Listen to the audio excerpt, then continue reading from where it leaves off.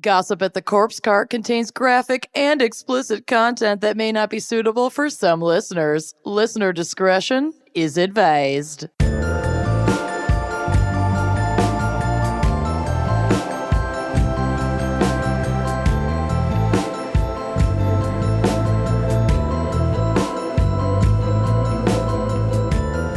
Hello and welcome back to Gossip at the Corpse Cart. Also known as GAC in our shorthand. Which GAC sounds to me like jizz. Oh, it reminds me of my childhood. Yeah, like Nickelodeon. Yeah, GAC. Yeah. I had GAC shoes. Oh, yeah. I had GAC the slime. GAC was the original slime. Which I definitely did not realize that, like, Nickelodeon was like an old-timey You put the cinema quarter in. word. And yeah. It's like a little box, and you'd put a quarter in. You'd watch like, a little I get Nickelodeon. it now. Oh, my And I'm God. 35 and a half. Well, when we were kids, it was like truly Nickelodeon. It was like a lot of short, weird little short animations from like all over the world in between like 20-minute cartoon episodes or like Allegra's Window or whatever. Oh, yeah. So it like actually had short little I'm just saying, it's just videos. a thing that I pieced together this week. Love Nickelodeon, and I love that discovery for you. Yeah. Welcome. Yeah, Nickelodeon welcome. over Disney Channel 100% Always. all day long. I didn't have Always. that fancy shit. No, I was not a Disney bitch. Nickelodeon's fancy. I actually didn't have either one. I watched didn't. both You at my smuggled it in our grandma's. house. Yes, exactly. I watched Nick at Night and Nickelodeon at my grandparents' house on the weekends. Oh, we went to specific church services on Sundays so we could be home in time to watch the new Ren and Stimpy as a family. Oh, I was not allowed to watch Ren and Stimpy. That explains so much. I was My raised dad on and Ren I watched Stimpy. Ren and Stimpy a lot. Oh, yeah. I was raised on that show. I was raised on The Simpsons and King of the Hill. Those were like our three favorite animated shows in our house. And we always watched it. We watched King of the Hill for sure. Mm-hmm. Scott and Lucy were always so obsessed with The Simpsons that I would like rebel against it. Well, it was a trade-off because The Simpsons came on right before Friends. So And I we was could not a watch The Friends person. Simpsons, and then Kenyon could watch Friends. Yeah. Oh, you're And such a then my Phoebe. dad would pick me up. Yeah.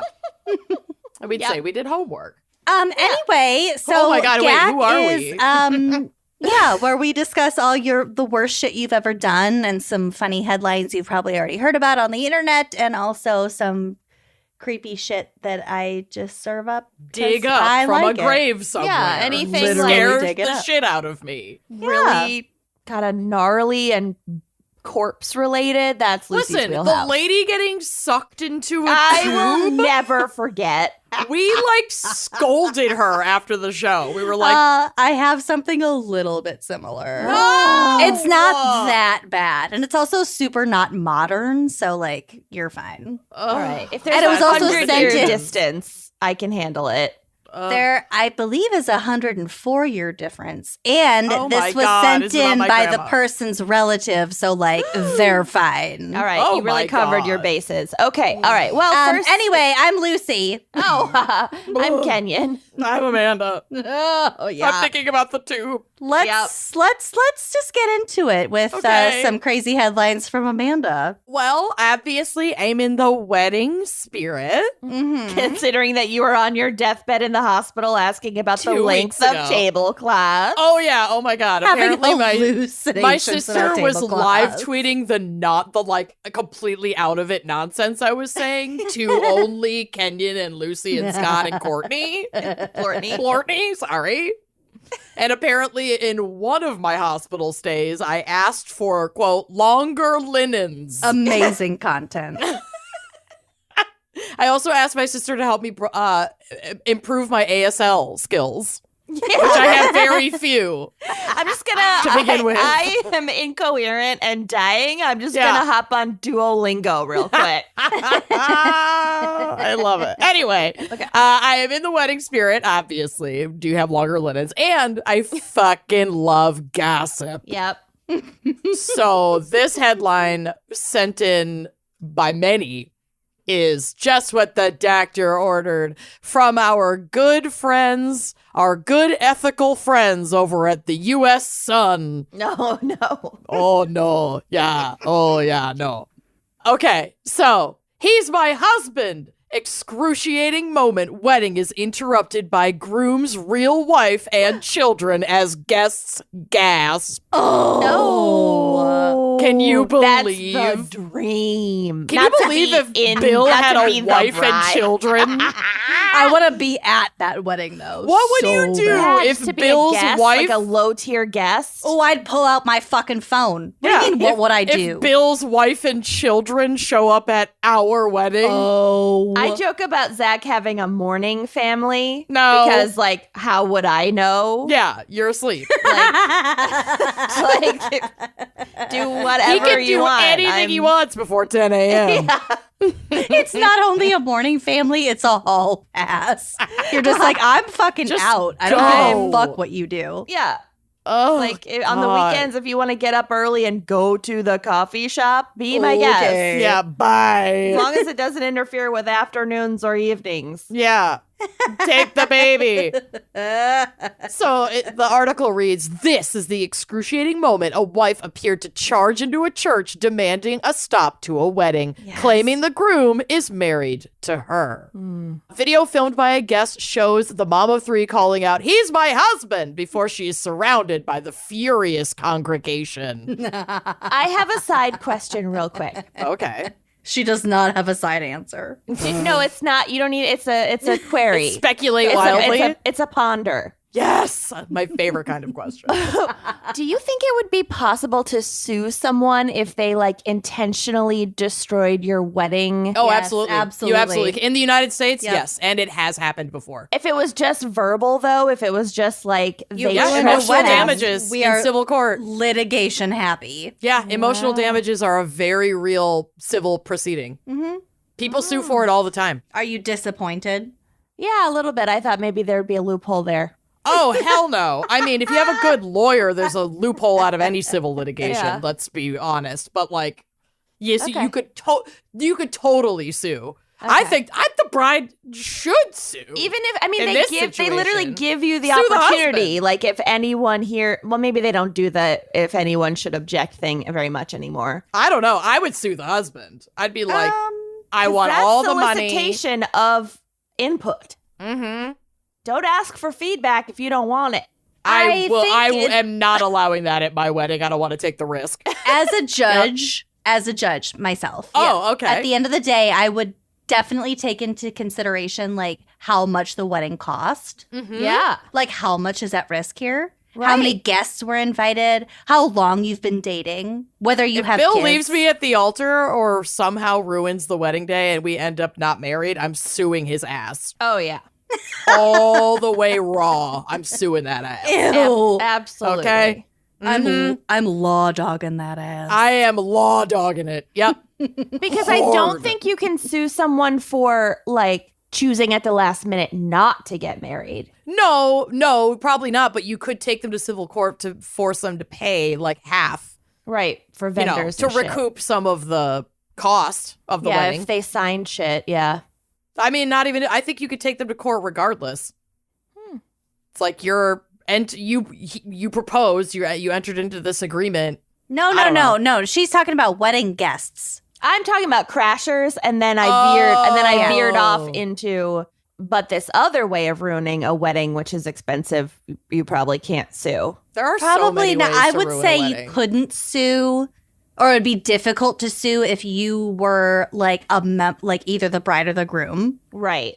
But if you were specifically a crasher or even just a guest Someone Yeah. who came in from to the outside. disrupt that. Also, is that like legally binding? Like someone standing up and making a scene?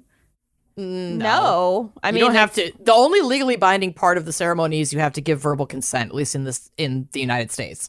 Yeah. So you have to do the I do part. So really, you couldn't claim that any real harm was done. Well, you could claim whatever you want. It depends. That's my ponder. That's You the can lawyer. successfully I think claim. the answer is success is subjective in when it comes to the law. But is it legal to sue in these circumstances? Yes. well, We're we'll a very find out litigious after country. Amanda's wedding. Yeah. Hopefully we fucking won't. Now I'm suing you. I'm gonna for write emotional all damages. your I'm gonna exes. preemptively sue you. God. I limited our wedding to only one person I have previously laid with, and I'm keeping that promise. Mhm. I know who it is. Stop! It's the DJ, everybody. No. I hired him. I know. I'm just No. kidding. That'd be so amazing. Okay, continue. I'm sorry. Anyway, no, that was amazing. I loved it. So the woman who walked in then explains to the officiant that the groom to be is, in fact, her husband. The groom and his bride that he's about to marry look down in silence as the priest appears to walk off in horror. So the bride, that means the bride knew. Oh, yeah. If they look down in silence, the new bride knew. Sabotage. Totally. So his wife of 11 years, her name is Caroline, is said to have been tipped off by neighbors that he was getting married, and she rushed to the church with their 3 kids, including a baby slung on her back. Ish. Oh, she didn't even have time to get it in the fucking stroller. No, it's just in the carrier. It's in one of Oh. those, like, it's like a baby sling. It's like 4 babies. She was She's like, get, strap let's up. go. Let's fucking go. Strap yourself in. Run, strap yourself in. Mother will kill us if she finds out. I love Caroline. Yes, Caroline. 1,000%. She claimed he was with her at home that morning. What? And told her he was going out of town on business. She's mourning family. Oh my God. Oh, Fuck did he expect to get away with any of this? Why would you want to? Oh my How God. would you expect to? So she burst in and approached the altar saying, "Father, this man is my husband." Father. The groom appears embarrassed as he folds his arms and looks to the ground with his back turned to the woman and is still facing his bride. As people try to restrain her, she asks in confusion, "What is this? Like, why are you holding Yeah, me back? Like, This I'm not the fucking crazy guy." one. This Yeah. guy is trying to get married. Oh my Yep. God. She then adds, "This man here is my husband. We have not gotten divorced or even quarreled." They're not even like, she thinks the marriage is good. They don't even fight. Mourning family. Oh, no. Mourning it's family is so happy till right literal now. mourning family. Oh my God. The groom, however, claims that his wife left him in 2013 when he lost his job. Oh. I think there are probably ways to verify this. Yeah. Yeah. Then so, explain this morning, sir. yeah. And the priest obviously also agrees. Also, you have a baby. So, like, Yeah. where did that baby come from? right? You have 3 If it's- kids, Fucking idiot. including this baby on her back. I brought my evidence in a sling across my back As well as these 2 who are old enough to walk. with a By full my diaper sides. bag to care for Yelling, my "Daddy." evidence. Daddy. So the Ish. priest told guests to go on to the reception while he spoke. Just enjoy the cream man is puffs too while we wild. get this sorted Oh, out. yeah, can you get the salmon puff circulating, please? Mary? Anyway, I wish them all the Don't best. mind yourselves while we straighten this out. Yeah. We have amazing bruschetta bites. bruschetta. Oh, Oh, yum. I don't care how you say it, just put it in my mouth. Bruce. Oh my God, I'm starving. Anyway, I wish them the best. I hope Caroline gets the divorce she deserves and a great pile of child support. All right. Fucking yikes. This next one is a little shorty, but this just sounded like I was reading it and I was like, this is Baby Got Back by Sir Mix-a-Lot. And I had to include it. I love it. So this is out of Queens. New York man charged with smuggling pythons over the United States border. A Queens, New York man has been charged with smuggling 3 Burmese pythons into the United States from Canada at the Champlain port of entry. Calvin Batista, 36, of Richmond Hill, allegedly hid the snakes in his pants as he rode a bus that crossed the border. A bus. His anaconda A dog. bus. You meet some people on a On bus. the bus. I've been on some upstate New York buses. Oh, yeah. The Chinatown The bus. Chinatown bus from Boston to New York is the scariest ride you'll ever take. Yeah, including when the door flies off and the driver doesn't bat an eye and keeps going down the freeway. Yeah, that happens. We're going to get you there on time, folks. Yeah, and they did. It's fine. To their credit. No one said a word. Not a whisper.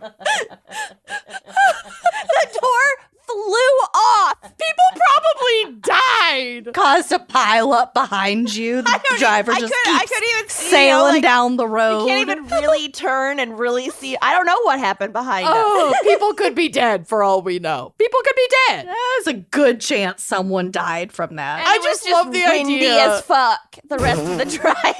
So loud. No, but looking back on it now, like if that How happened are you to me now, alive? I would have called 911 and been like, 1,000%. I'm on this bus. This is our location. The door flew off. We're still driving. Like the Yeah. driver won't stop. Whatever. This But I is was, insane. 20. Right. I just, This is normal. yeah. You This is how you get experiences, okay, you people? couldn't pay me enough money To go to back live to being in 20. a region Ugh. where nobody gives a fuck about that. Because it's not just you.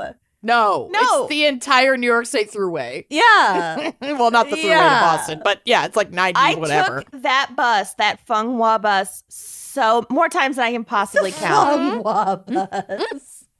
It You was did. like $4 And to there get was between New York and probably- Boston. Some weird white guy in the back with a snake in his pants. Probably. Someone Least known of my from worries Canada. At on least that your bus worries. ride. Honestly, it is. He's keeping to himself. So the charge filed against Batista carries a maximum sentence of 20 years in prison, a fine up to $250,000, and a term of supervised release of up to 3 years if he maxes out on all of his charges. The sentence will be imposed by a judge based on several factors. I do not know what the Was the outcome python was. hungry? I don't know, but I put a What cute little kind of picture. pants were they? I think they were khakis. Something's telling me it's khakis. So if you have a follow up on that fucking guy, feel free to at me. But speaking of packing a python, can you imagine? This will be a time to go to the drive in a few short moments here, but can you imagine taking the family to the zoo and experiencing this? Gorillas shock onlookers with oral sex show at Bronx Zoo in hilarious video. Oh my God. In incredible HD. You So there could are learn a few screenshots things. of the cunnilingus on the drive. Oh my God. He is being so generous with her, and she in the He video, loves it. which he loves it. In the video, which I did watch, she is grinding into his face. She knows what's up. She is gripping his upper arms with Yeah. her opposable thumbs on her feet. Yeah. I didn't. Yeah. Maybe this is naive of me, but I didn't know that they got Engaged funky in like oral that. sex. They're very Yeah, I didn't know close to either. human to humans. They This look. is- This is. I've been in this position many times. I mean, I just feel like I was watching home movies. Oh my God, this is amazing. They're voyeurs. They're No, they're it's- exhibitionists. Yeah, Oh, they yeah, are that's what I exhibitionists. meant. Everyone watching are voyeurs, including the children. Including that other gorilla in the corner. oh, That's yeah, sad dad bod gorilla. Striking a casual I love pose. Dad Bod Gorilla just lounging in the back. Pretending not to watch. Yeah, no, But just but whistling. Totes watching. He's just whistling and smoking a cigarette. His feet are crossed. This He is. looks so relaxed. Is this amazing? I'll never. This image is burned into yeah, my every brain time you now. close your love it. eyes, you see them. And I'm I so happy for them, love honestly. It's amazing. So this article reads, turns out humans aren't the only ones who get down and dirty for sexual pleasure. Sexual. Sexual pleasure. Oh, A pair of frisky frisky gorillas at the Bronx Zoo proved that when one was filmed when one was filmed performing oral sex and its partner in front of the aghast zoo goers. I do highly recommend at some point tonight, just in your life, clicking the link. Our source links go into the blog as well, so anyone can access them, but you can access them, ladies, from the drive, and watching the video, because it's so fucking funny to watch them eating each other out while everyone's like screaming and laughing and like doesn't know what to do, and it's like a train wreck and they like can't look away. Is it like humanoid? It's so funny. I can't. I love it so much. So this says a clip of the NSFW, which means not safe for work, scene is currently blowing up on social media, but animal experts report that it's all completely normal. Yeah. Quote, I was shocked and had no idea that was a natural act. The videographer, who has opted to remain anonymous, told fucking prude. told the New York Post, another incredible ethical publication, of the steamy spectacle, which he captured while visiting the iconic zoo with his family. Quote, I was in the gorilla exhibit with my 4-year-old daughter and niece, he said. My wife had to stay out of the exhibit with my sleeping son, so I went to capture a lot of video, and then this magic happened. And whoa. Zach and I went to the Bronx Zoo the day we got engaged. Cute. Did you see anyone fucking? No, Fucking and sucking? not that I recall. No. I've been to a lot of zoos, and I have seen a disappointingly low amount of fucking and sucking. I thought that's like all animals did. Well, they're all depressed. I mean, Oh, I can't say all shit. animals are depressed in all zoos. That's not what I'm saying. But No, but they're probably not gonna open up like that. you normally? might be right. You might be right. I don't know. I don't know. if I were like a lioness and I wanted to fuck a lion, I'm not doing it out in the pen in the middle of the day. I'm doing it at night after hours. After a shower. After a shower. Yeah. Finding Full a belly, cozy but little not too private full. spot, a little glen. Yeah. Okay. Maybe Oh my God. waterfall. Wait, I have the best still from this. Oh my God. There's the cutest picture of this like amazing woman and possibly her child taking a selfie, smiling so big. Like little poofs on her The little cute braids. little poofs, and then there's just cunnilingus. And that little girl is way too little to like know She why has no everybody's idea what's laughing. going. Yeah, she looks a little concerned, but the mom is cracking me. I love it so much. I don't see it yet. Dang it. Refresh. I just uploaded it. It's fucking incredible. Reps for the Bronx Zoo were previously unaware of the video.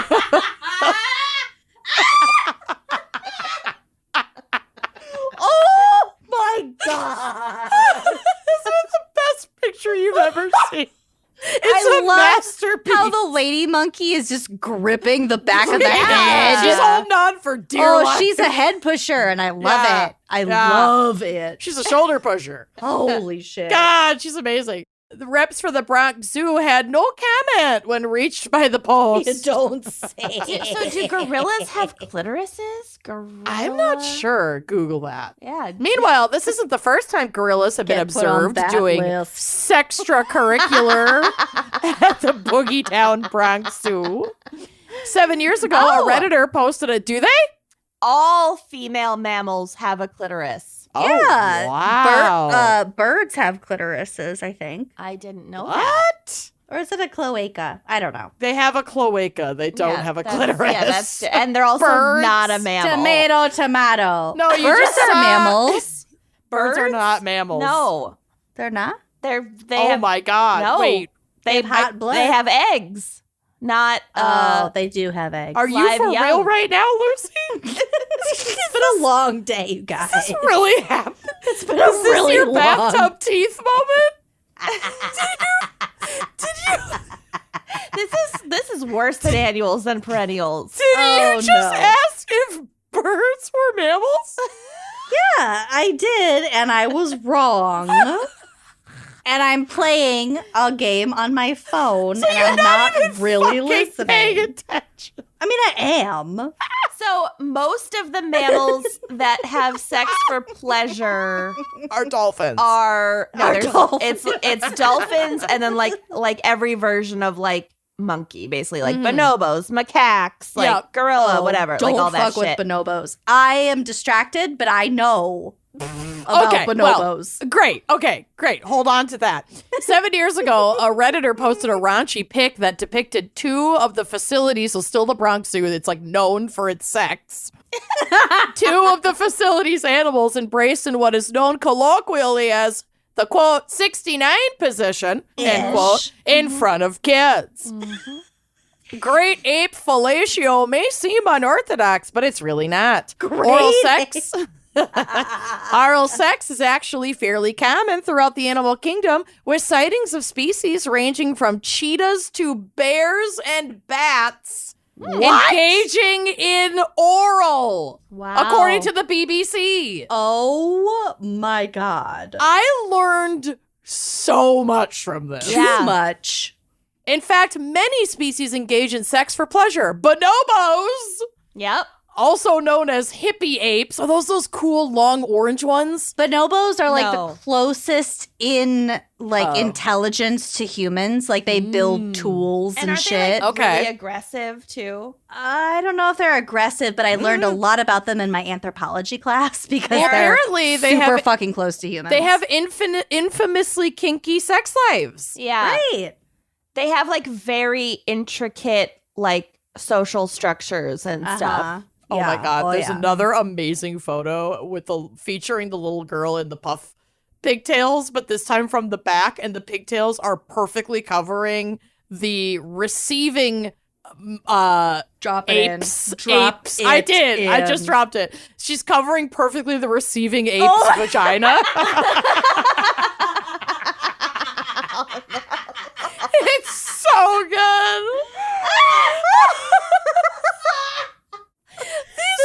This family is fucking MVP. If anyone can find this family, I want to send them a gift box. I want to send them merch or something. I will send them anything These they pictures want. of like, Gorilla butts are so humanoid that They're- like that's like Bill's they should butt. be That's wearing Bill's flat pants. butt. I know. Look at her hands and her arm and her face and her knees. Yeah. Everything is. She's She's me. a gorilla. Yeah. Totally humanoid. No. It's so amazing. I love it so much. This my is God. my favorite photo maybe I've ever seen. The little puffs. I just can't. Holy So this shit. goes on and on about a bunch of different kinds of apes and monkeys having I sex, bet. and then ads for skin tag treatment. So I'm gonna stop there. I got a couple more here for you.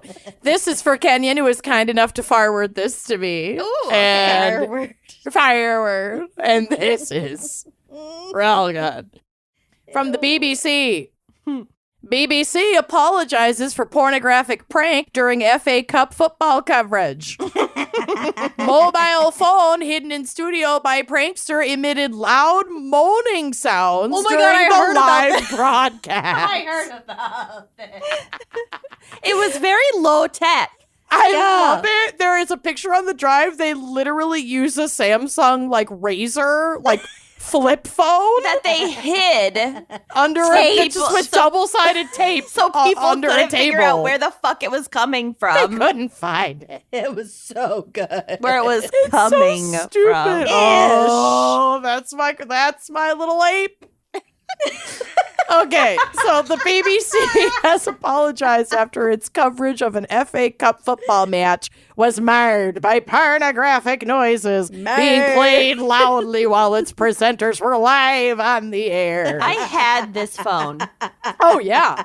And it felt so satisfying to hang up on people with that phone. Like the I've click, taped the quick this flip. phone to the backs of desks. Oh, yeah. That is my phone. This was me. Gary Lineker, the host, later said in a tweet that the moaning noises came from a hidden mobile phone which had been, quote, taped to the back of the set in the studio, looking out over the pitch at Wolverhampton Wanderers Molineux Stadium. Oh my God. Licky End Stadium. The embarrassing incident occurred before kickoff in the third round replay fixture between Wolves and Liverpool on Tuesday night. Your old man voice might be my favorite. The wavering, the quaver. As Lineker previewed the tie with pundits Paul Ince and Danny Murphy, the audible noises broke out in the background. The presenter looked momentarily startled by the prank and struggled to keep a straight face as he cut to colleague and fellow former England striker Alan Shearer in the commentary gantry. Lineker tried to laugh off the incident as noise continued to blare out and to Shearer. Noise. Somebody when said you that yell in old man voice, you're just doing Biden. Oh no. How are we supposed to take Joe Biden serious? You guys, it's so hard. I can't. I look so away. bad. He's not my guy. I'm sorry, y'all. How is he gonna? I voted run for again? him, but it took a shot at tequila to fill it out. Yeah, It's rough. It was a bad day. It's a fucking it's just- bad It was a day. rough day for everyone. why not a do good people that old want to? It should still- be illegal. It should be It illegal. should be. We should make them take a driver's test to make sure they're still safe to drive, and you cannot be president. Yeah, After there's an 70. age. There's a lower end age limit. Why can't there be a higher end age Right? limit? If I have to be at least 32, then cut me off at 75. Yeah. Jesus Cut me off, Christ. Scotty. Beat me up, Scotty. Anyway, the guy is trying to save face and goes, somebody sending something on someone's phone, I think. I don't know whether you heard it at home.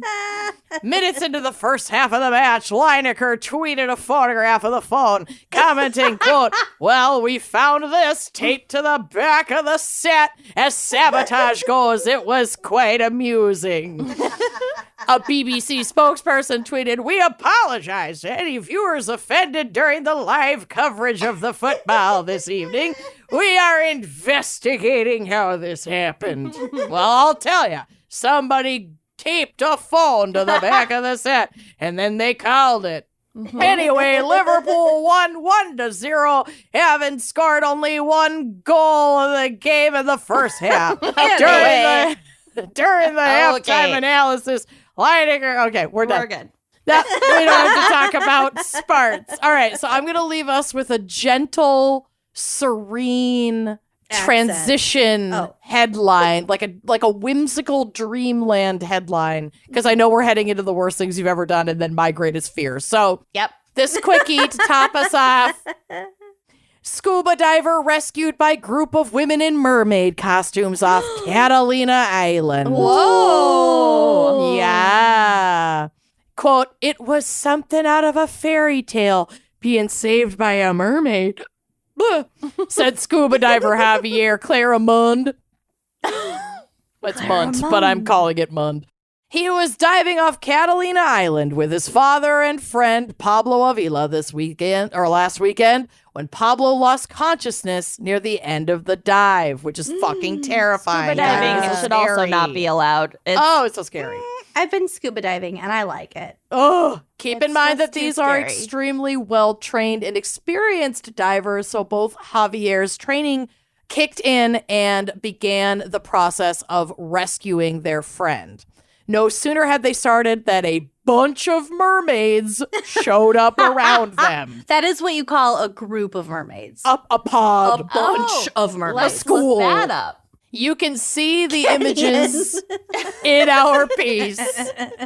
Turns out that a group of women training for the advanced PADI mermaid rescue course nearby realized the diver was in trouble. Oh my God, I love this. Yeah, and there's photos on the drive of the rescue. Apparently, people debate whether or not a group of mer people should be called a school or a pod. Well, I'm still on this picture why not of the both? girl in her hair. With the little puffs. I can't get over it. I love it. Elena Marie Garcia, who is also a highly experienced scuba diver and instructor, explains that the sport has become so popular, swimming with a mermaid tail, that is, that large groups, not pods, not schools, large groups have formed. But this is about much more than wearing seashell bras and holding your breath. Elena runs the group out of Catalina, and the group just happened to be the one who noticed Pablo in distress as they were practicing rescue scenarios. I mean, what mermaids better? were practicing? Yes, they're a mermaid water rescue team where they wear mermaid tails. I love And rescue mermaids and or rescue whomever. Practice at least. Yeah, they're practicing their routine. Water so rescue as routines. mermaids, you're holding your breath and you're underwater for a really long time. So you probably have to know about that kind of safety yourself. Well, a Even lot of just them for are yourself divers. or your dance partners, your fellow merms. Your Right, merms. right. Your pod. Imagine how strong of a swimmer you have to You have to be be so Girl. strong. to rescue someone in a mermaid, while you're wearing a mermaid tail. Yeah, I mean, it does have fins on it, but you have to have very intense core strength to move your legs simultaneously like that. That's really hard. The group swam up to the divers, got Pablo's gear off while giving him mouth to mouth on the shore. This is literally that scene from Little Mermaid. Yeah. Oh Holy my God. shit. Was his name Eric? It was not Eric. Oh, keep singing. Was it Ewick? No. God, get out. Just go. No, never. I'm kidding. The group swam around the divers, got his ear up on them. Flounder. Then they towed him back to the stair entryway at Casino Point where paramedics were waiting. They saved this guy's life. They helped him. They literally helped save his life. Pablo was taken to the island's decompression chamber. So yeah, he got the bends sickness or from whatever. going up. Too fast. Where he regained consciousness after several hours of decompression. Not fucking worth it. No. Mm-mm. Scuba diving and motorcycles. No. Meow. No. Meow. Meow. Quote, we had seen the mermaids before starting our dive, Javier said, and we're thinking how cute they were. Little did we know how well trained they really are. Again, both Javier and Pablo have been diving since the 1970s and are highly trained themselves, so they know a thing or two about rescues. But like Kenyon said, it's probably just really hard, even with all the training, to solo rescue someone who has the bends and is wearing all that heavy equipment. Yeah. Who cannot help you swim. So, thank can't- God this pod of dolphins was there. Even I just mean, talking not about it dolphins. makes me have to gasp for breath. I yeah, can't it's really handle it. not good. Yeah. As for Pablo, he's recuperating well. He knows his buddies would have probably gotten him to shore just fine, but hey, he can now brag about being saved by mermaids with images to prove it. What an amazing group event icebreaker for the rest of your life. Oh, that is the corpse dolls of anecdotal stories. If I ever But way heard more one. palatable in Well, most more settings. palatable. I and it almost happened to died you. had it not been for this pod of mermaids. I was rescued by a pod of mermaids. Oh, I'm obsessed. It's So not anyway, I'm blind in one eye. Yes. That is going to be that for my headlines this month. And as always, if you have some funsies to share, just send them our way using the contact form on our website, wineandgrindpodcast.com. Love it. Let's hear a word from our sponsees. Let's Yeah. do it. There is nothing in the world quite like the smell of fresh baked bread emanating, floating gently from the oven. What That's if I heaven. told you? That's literal heaven. And what if I told you you could get all of the delicious with none of the time and the work and the waiting?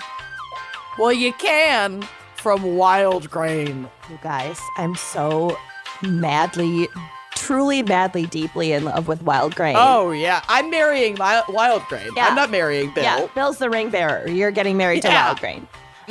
Wild Grain is the first ever bake from frozen subscription box for sourdough breads, fresh pastas, and artisanal pastries. And I'm just going to say it right here. I'm just going to say it.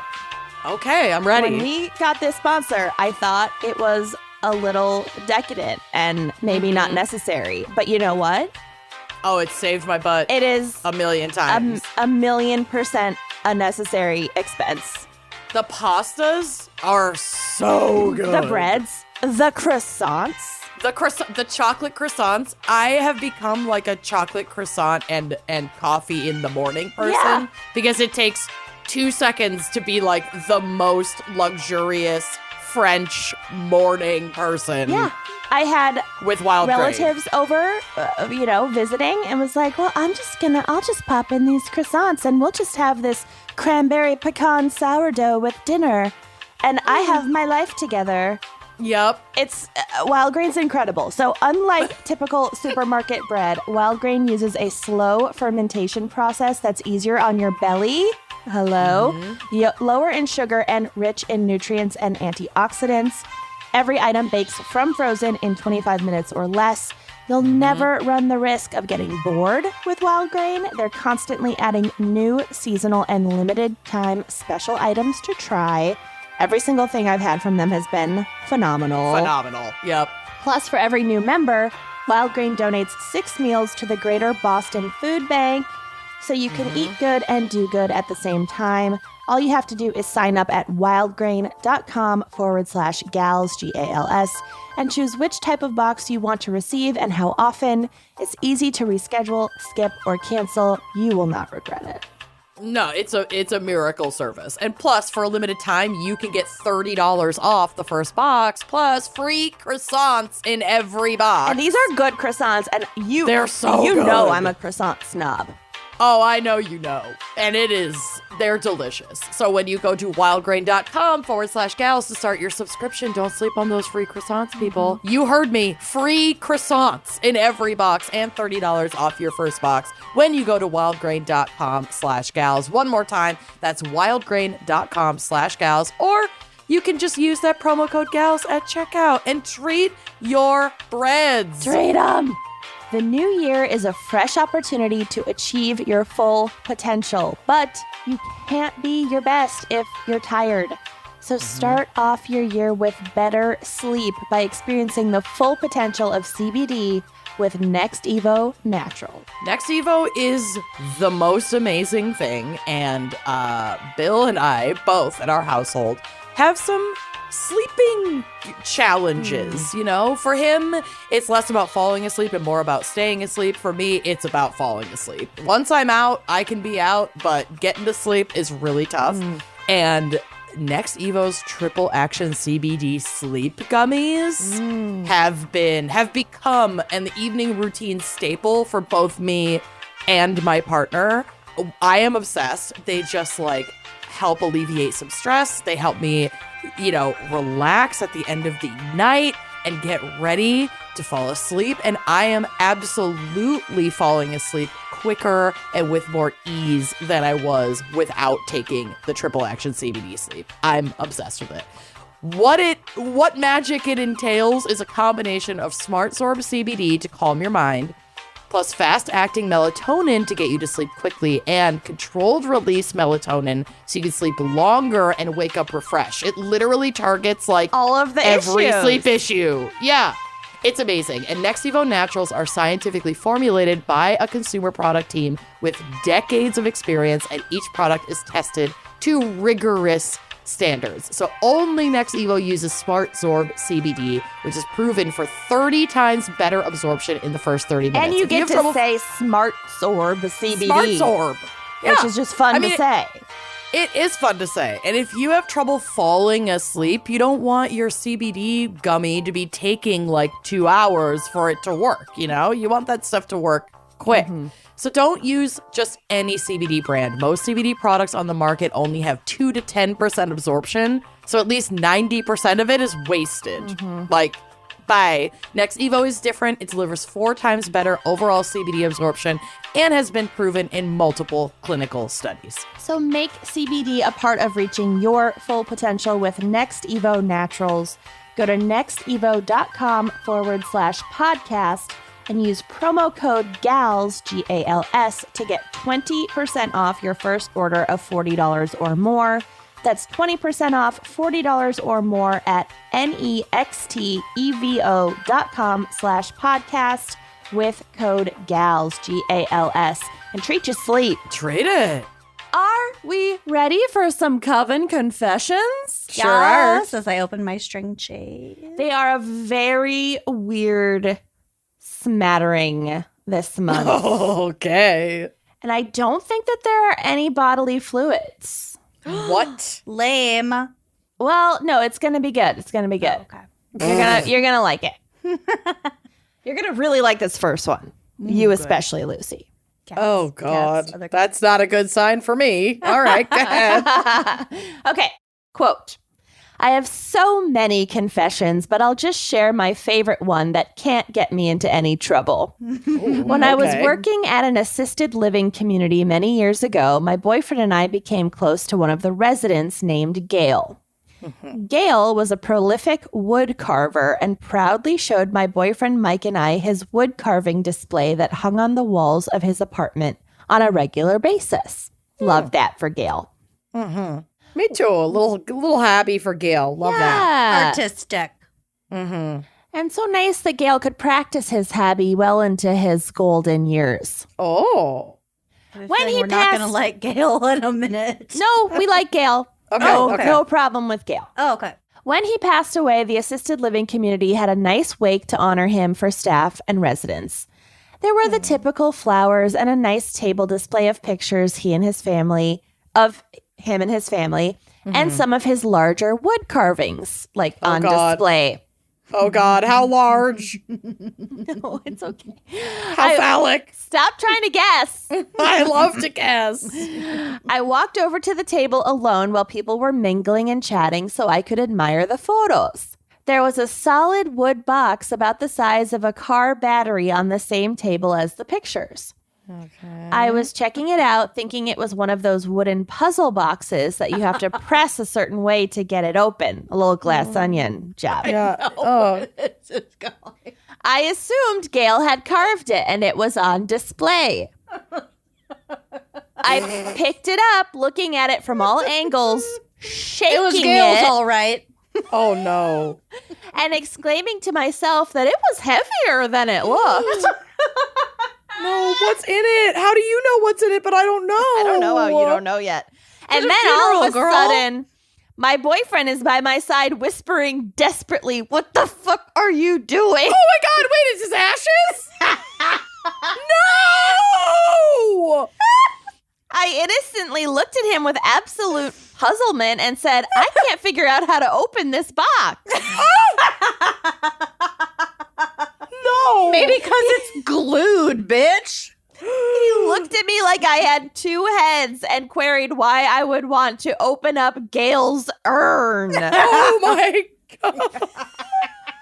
Oh, my God. I was stunned. No fucking way. Amanda, you would 1,000,000% do this. Oh, yeah. Both Yeah, I'm forge a picturing relationship myself. with someone in a community that was Makes boxes. Yeah, and is about And- to die. And Oh. I'd be doing the same thing I'm doing now, which is standing in a corner, laughing encouragingly, eating string cheese. Oh, yum. I know, would be it's whispering delicious. desperately. I tried to explain I thought it was a puzzle box that Gail carved while we were Okay. both trying not to laugh Okay. hysterically at this funeral, an awkward moment for all. Oh, my God. I swear I'm not a social moron. I simply grew up in a small family. What does that have to fucking do with it? No, what? What is a small family? Makes no sense. I simply grew up in a small. To be fair, though, be fair, I grew up in a. He was really mean to me at a beach, so I shook his ashes at God in rage. I simply grew up in a small family that didn't have, or maybe we just didn't attend, I don't know, funerals. And this Oh was the my first God. time I'd seen an urn in person. Okay, now the small family thing makes sense. I'm like, I do not get that relevance at all. I just grew up in a bunker. Hey, it's blast from the past. I only had one sister. Same, and I still. How am I supposed to know what an urn looks like? I probably would have shook the box. Yeah, that know. would have been I you. know you would have. Yeah. I was Can't deny expecting a that. metal or brass jar, not a wooden box. Oh, well, I was probably the last person to make Gail laugh. Thank you for doing all that you do. I love you and listen every week. Cheers, witches. Holy shit. Well, that's incredible. But I get, like, you can see it. Like, Oh, because yeah. there Oh, are I other can see it wooden carved so shit on clearly. display. It's amazing. Mhm. Okay. I mean, Next one. someone didn't think it through, really. Oh, it's not her fault. No. That is the To funeral be home's fair, fault. To be To be fair, fair, though, though. it's really not their fault. No. Okay. Next. It's incredible. Next one. If no one shakes my ashes at my funeral, I'm gonna be pissed. I am gonna put them in a puzzle box. I'm not And then if you shake weight. and then if you open it, it's gonna puff all over you. It's gonna be hilarious. I And can't then if wait. you open it, it's gonna open. It's and then gonna the fucking joke's All gonna be your on ashes in a whoopee cushion. Yes, just pour them all over. Oh my god, that's a great idea Let's for Amanda. go. Okay.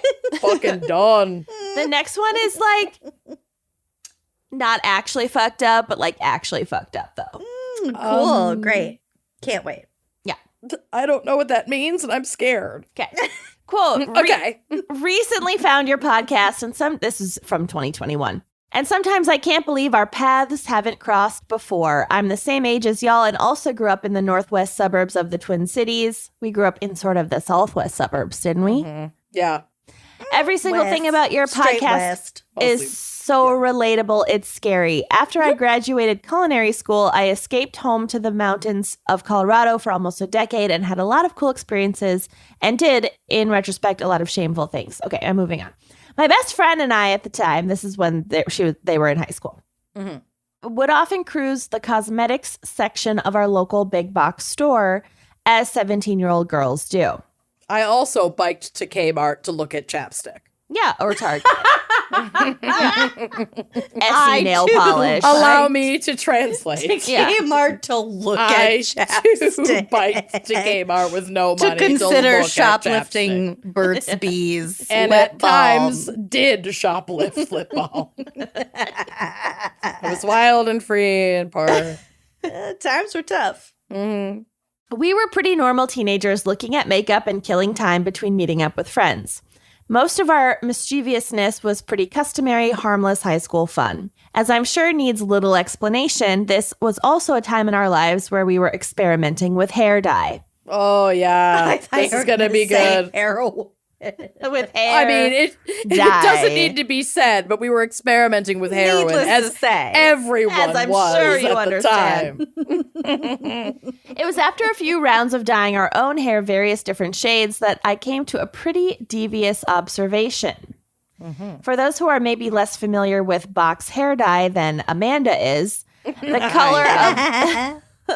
color of the actual dye you receive in the box is not always related to the color you intend to dye your hair. Correct. It's not like food coloring. It's like No. In fact, it often looks very different because that's how color theory works. right.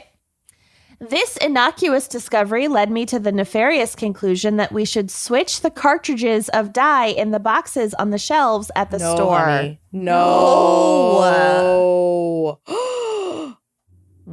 Oh, that girl. Naughty. No.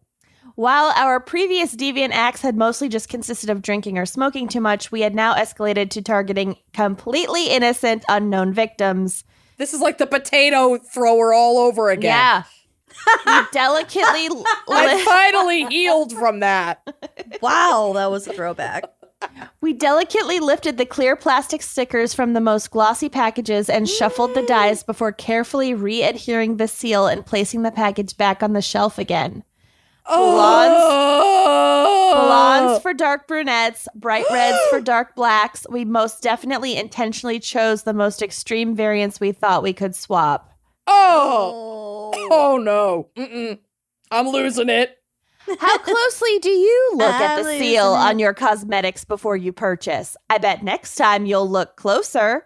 Good Oh, lord. Bored you are a teenagers psychopath. can be so shitty. If you bought hair dye circa 2005 from the Walmart in Invergrove Heights and had unexpected results, there's a good chance I owe you an apology. Invergrove Heights. Oh my god. It's That is too no. close for It's comfort. the Invergrove Heights hair dye bandit.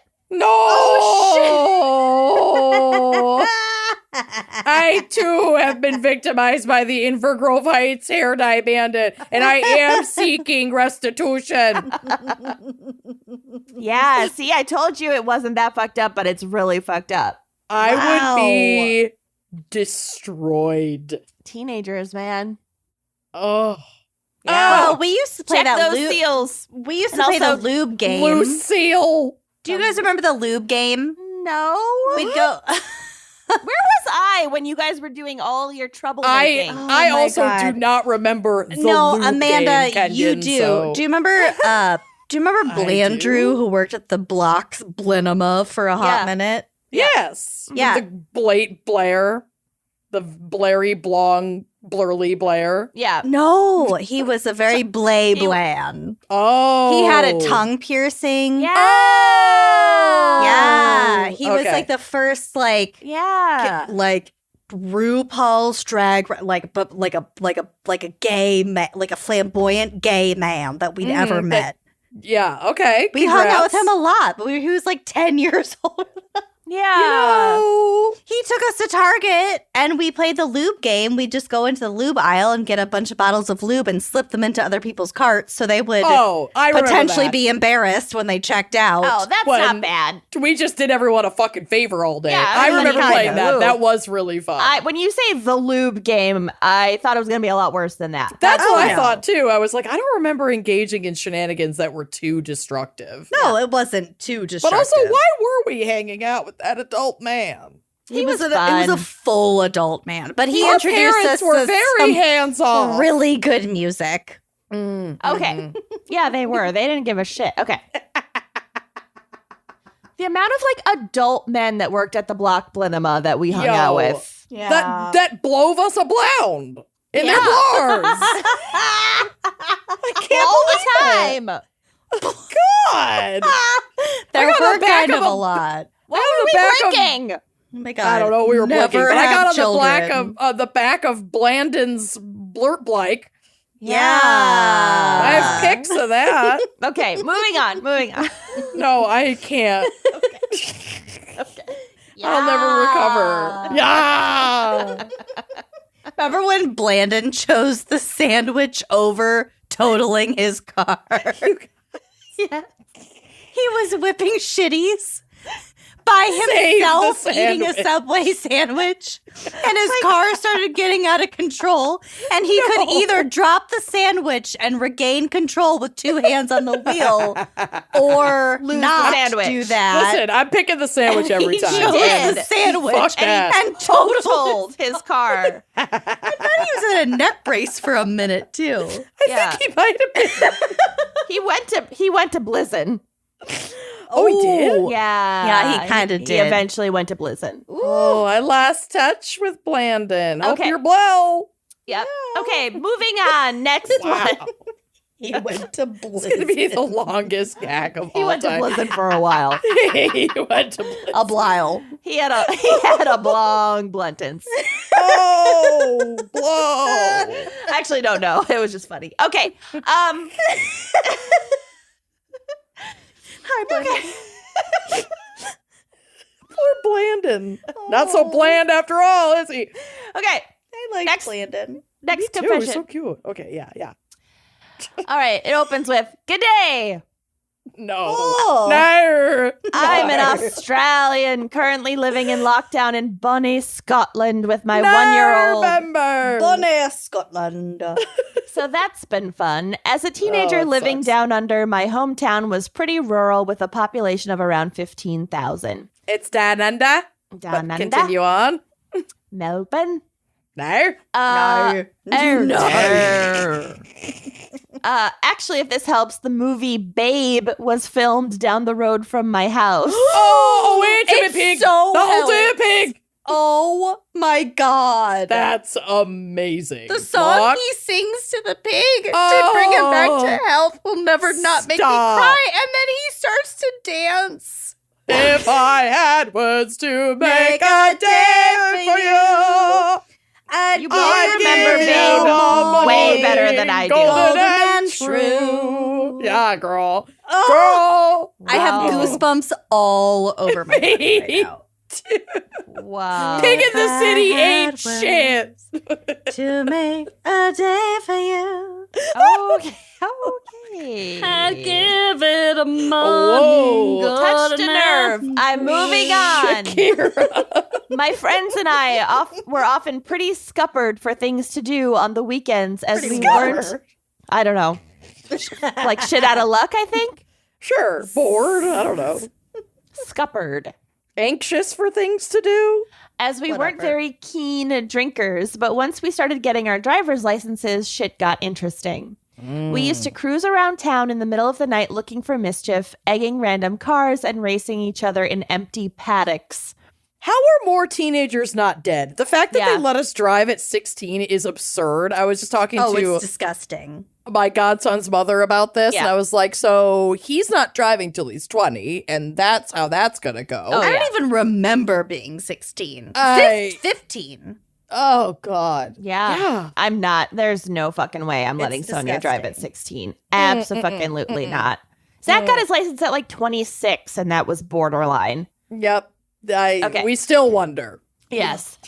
So one night, I came up with the brilliant idea of stealing garden gnomes and leaving them somewhere close by for the owners to find the next day. Love it. Brilliant. Yeah. Go. Harmless, fun, funny. It's like when Ashley and I used to go around the neighborhood making the light up deer hump each other at Christmas a time. classic. Yep. Classic.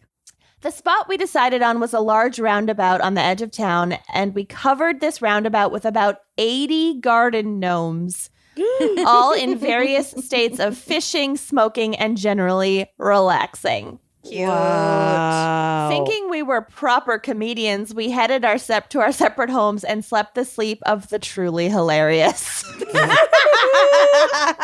It is a blissful sleep. I sleep it every night. It's a torturous sleep. Oh, my torturous sleep. The next morning, I came wandering into my kitchen for breakfast to find my gruff, gray-haired ex-copper of a dad having a furious conversation on the phone.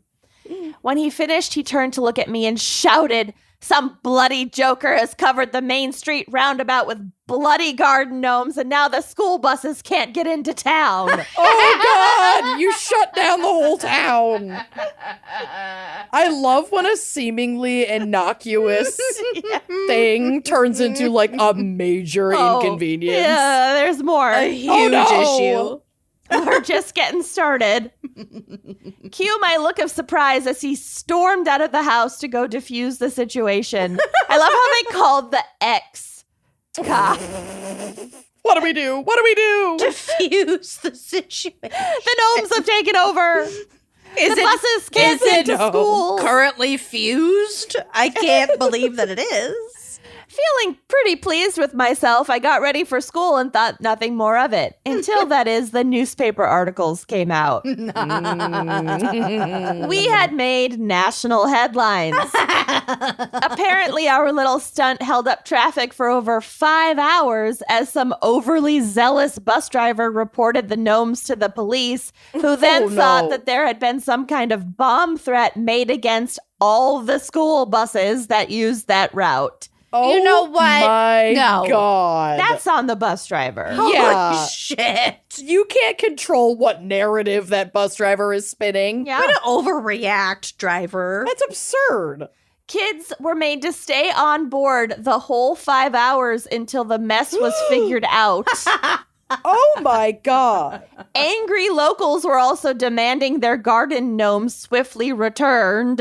And my friends and I were blissfully unaware of this until the principal of our school gave an assembly asking anyone with any information to please come forward. No way. At an assembly, not even just an announcement over the speaker.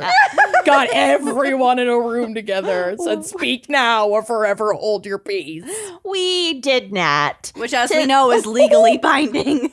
I guess. To this day, no one knows we were responsible for Gnome Gate. I've often thought about coming clean to my dad, but even as a 34-year-old woman with a child of my own, I'm scared of what he would do to me.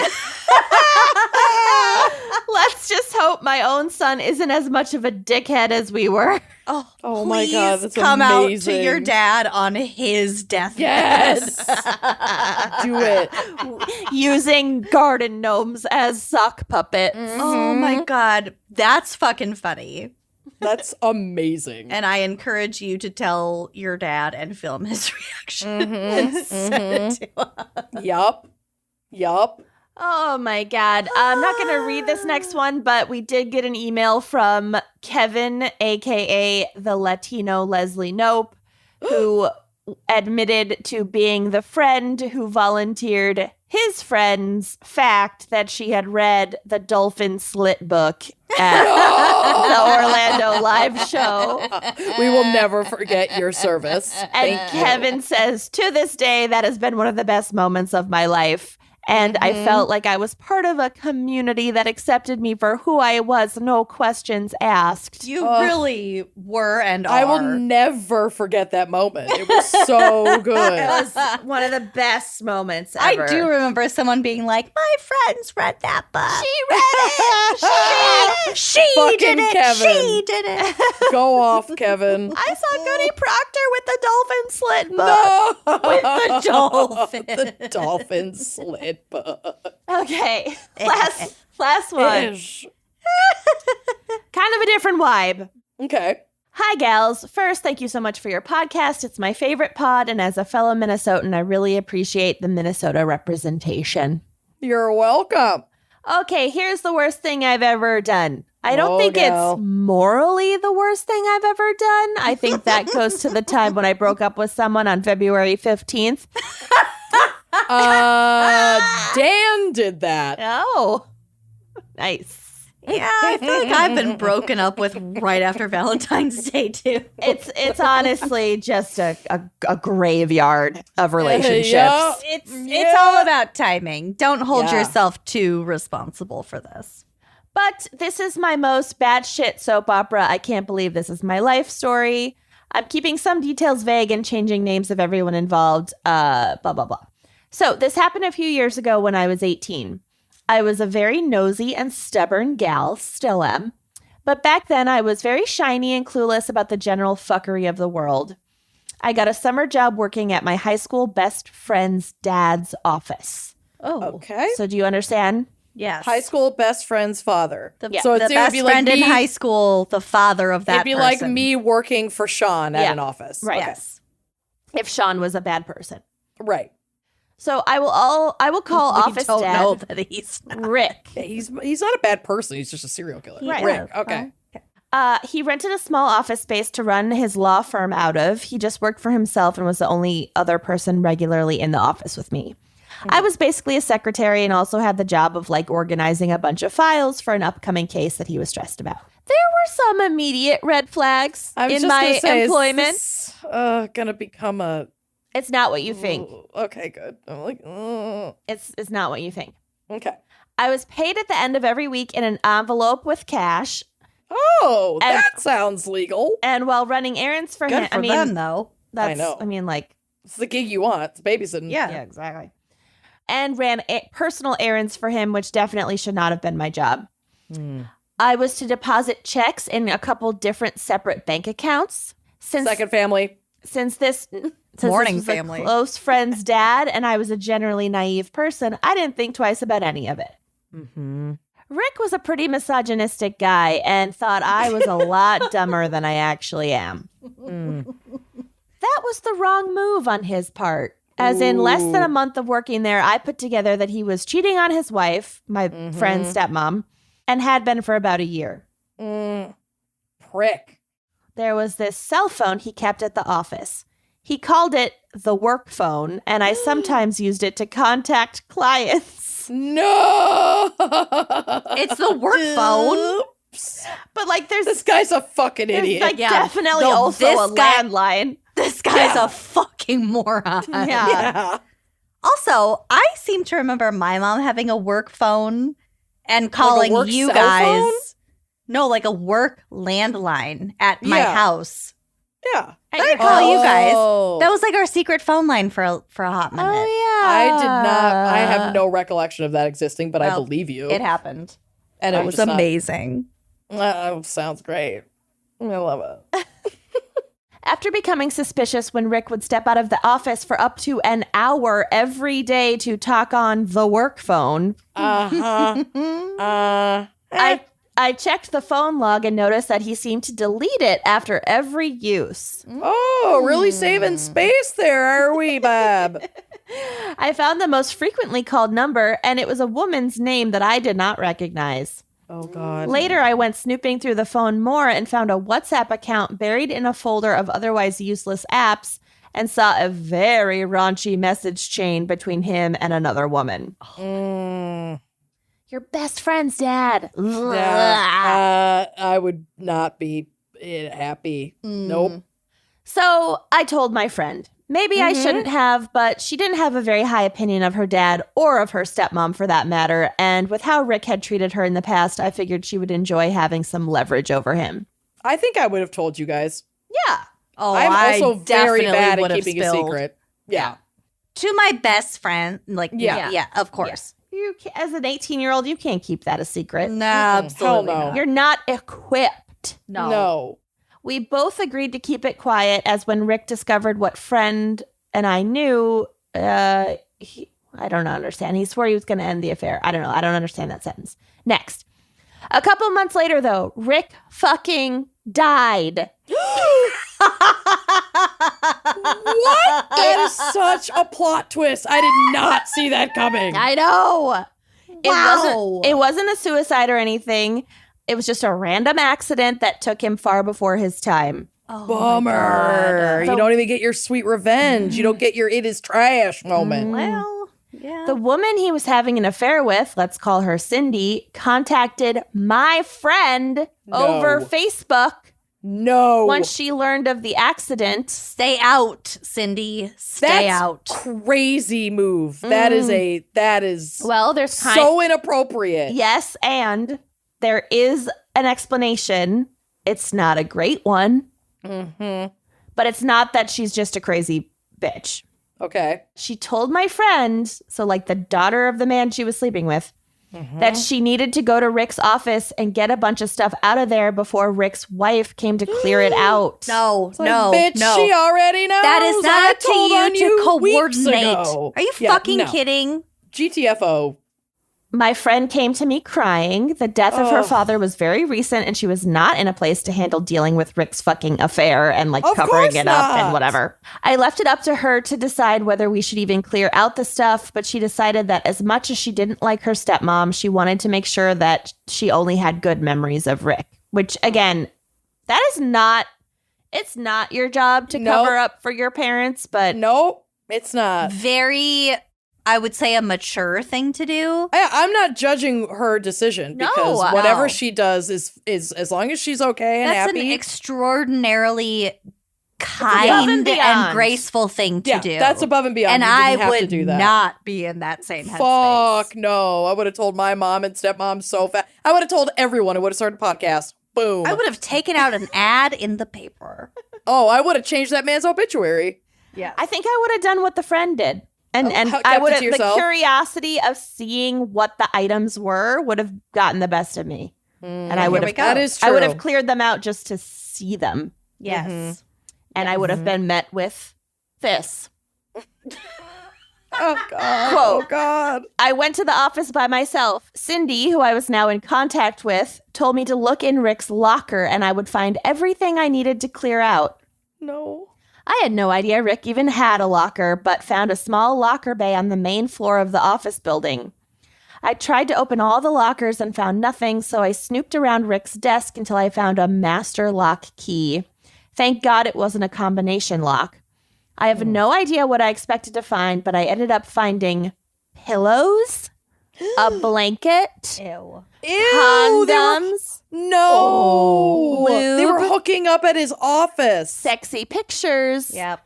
and a lime green lacy thong. Lime green. First of all, green? lime green looks good on nobody's complexion. Right. Very There's, few people like look good in Brooke lime Shields green. and like I no one love else. Lime green. Ugh.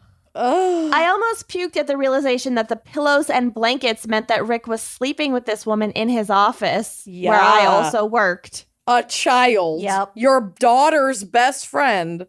Also, you know that man is not washing any of that. No. Absolutely. There's He's secret getting pillows off and a secret blanket. You're not and taking shoving it in a home. stinky locker. Yeah, Yeah. because his wife was fucking at home doing the laundry. Fuck She's not you. going to risk that shit. Ew, Yeah. ew, ew. So God knows the last time it was washed. What a prick. I Ick. wasn't thinking clearly enough to find a garbage bag, so I hurriedly shoved everything into a large canvas tote bag from the office. From Wine and Crane. Yeah. Not a witch. And threw it in the back of my car. XOXO. So barely hanging on.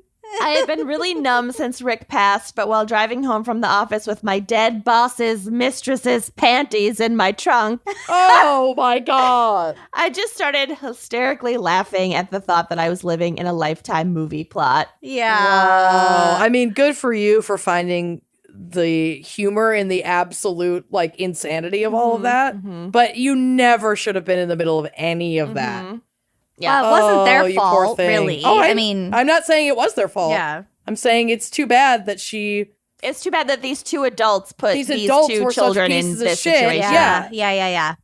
she never should have been put in that situation. I still don't know if I did the right thing by hiding Rick's affair. I didn't get the stuff out of the office to protect Rick. I'm still really angry at him for ruining my sunny view of the world. But my friend asked me to do this for her, and I will always have my friends back.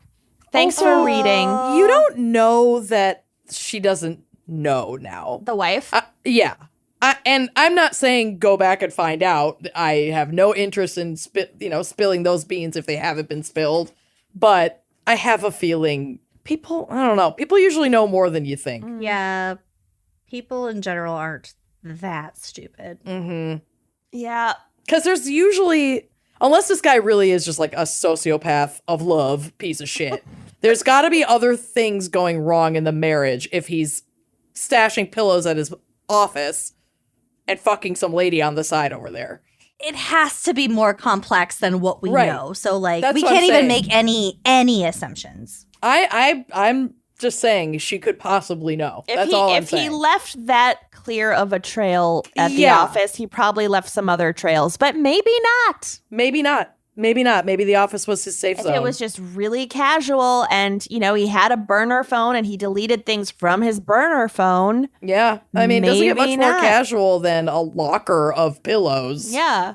God. A locker of squishmallows. What? No, I would never fuck on my squishmallows, my poor innocent babies. Okay, so Never. They get on the back of the bed and watch. Ew. Good- All right. Like good Okay. babies. Moving on. that's Next. it. Those are the confessions. Let's hear a quick word from our sponsor. Let's, please. It's a new year, and your bedroom deserves a refresh. And now is the perfect time to elevate the most important room in your home with Thuma. Introducing The Bed by Thuma. It's handcrafted from eco-friendly, high-quality, upcycled wood. The bed has a modern, minimalist design that helps elevate any space. It's super supportive for your mattress. It's breathable and made to naturally minimize noise and create space. The bed is put together using the timeless technique of Japanese joinery. Each piece locks into place, meaning no tools or excess hardware are required for assembly. I love that. No more adult Legos to put your bed together. Yeah, no more Okay. bolts and nuts just rolling around on your old floors. And like extras or not enough. Why? Yeah, to just make you question your whole your technique. existence. Yeah. So, yeah, say goodbye to that. And with clean lines, subtle curves, and lifestyle-enhancing details, the bed is simple sophistication for your bedroom. So create that feeling of checking into your favorite boutique hotel suite, but at home with The Bed by Thuma. And now go to thuma.co/wine to receive a $25 credit towards your purchase of the bed, plus free shipping in the continental U.S. Go to thuma.co/wine. That's thuma.co/WINE for a $25 credit. Okay. Are you ready for Coroner Corner? Never. Well, I'm going to kick us off with a news story that has been all over the news, but we haven't talked about it very much. So you may have heard the recent headlines about a Utah woman who filed for divorce from her husband. No. I know. Yep. Only, trigger warning. This is really gross. Only for him to shoot and kill her mother, their 5 children, Yep. and then himself 2 weeks later. I'll never understand family annihilators, but I mean, I understand like the logic of it's a if I can't have them, nobody can mentality, but I can't fucking comprehend it. It's so sad. You will never, because it's a product of the toxic patriarchy. True. Yeah, I think that there are like almost 2 types of family annihilators, and like one is like all their shit is unraveling and they can't stand the embarrassment. We lost everything, so we're gonna be miserable. Financial and just gonna take us all out. thing. Yeah. The other is like the Chris Watts kind. Yeah, the other is like an abuse kind. Yeah. I hate it. Haven't we had a Family Annihilators episode? Yeah, I think so. Yeah, I had to cover Chris Watts. It was awful. Yeah. Fan pickers. So here is a rundown of this specific case. So 42-year-old Michael Haight and his 40-year-old wife named Tasha lived in Enoch, Utah, population 8,000. So it's a small town. They were Mormon, as was most of the city, and the family was very involved in their community. They had 3 girls and 2 boys ranging in age from 4 to 17, including a set of twins who were age 7. That's so many kids who just have Imagine no fucking the say work. in any of this shit. Young children. So Tasha's mother, her name was Gail Earl, was staying with the family, reportedly to help them out during a difficult time. So here's a quote from the AP. Court records show that Tasha Haight filed for divorce on December 21st of 2022. Her lawyer said that Michael had been served with papers on December 27th. The reason for the divorce was unknown, in part because Utah law keeps details of divorce proceedings sealed from the public. So we don't actually know what was going on. Right. But we have a good idea of a history of abuse, which I'll get to. Right.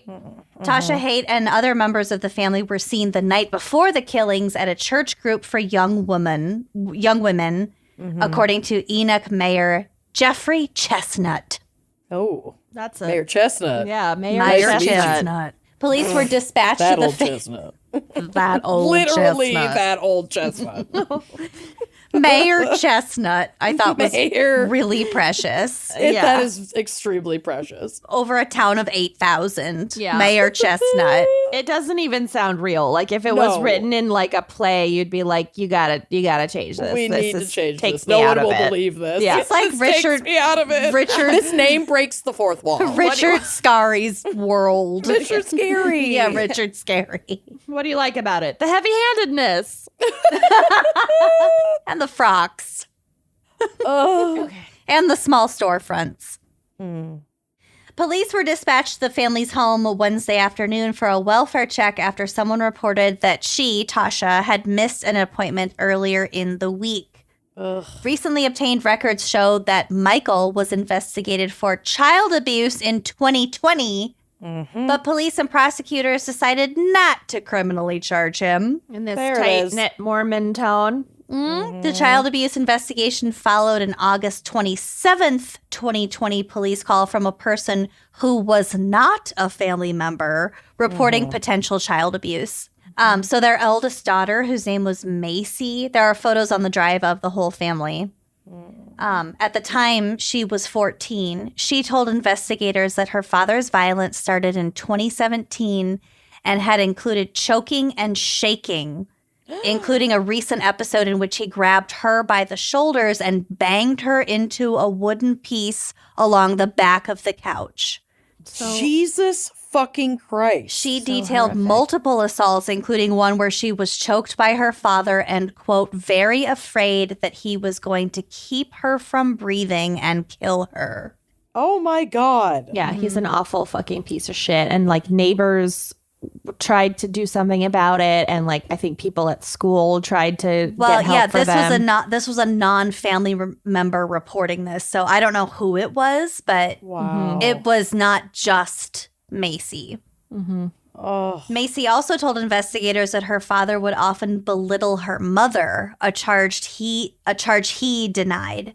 Yeah. In his interview, however, Michael Haight said that he had taken his wife's iPad and cell phone to surveil her text messages to see if she had spoken negatively about his family. Yeah, he's a controlling, abusive piece of shit monster. Psycho. And the police didn't take it seriously, and then he ended up murdering his entire family and people himself. and himself. Yeah. Yep. Which is like literally the making a murderer playbook. It's really, really fucking regrettable and preventable and obscene.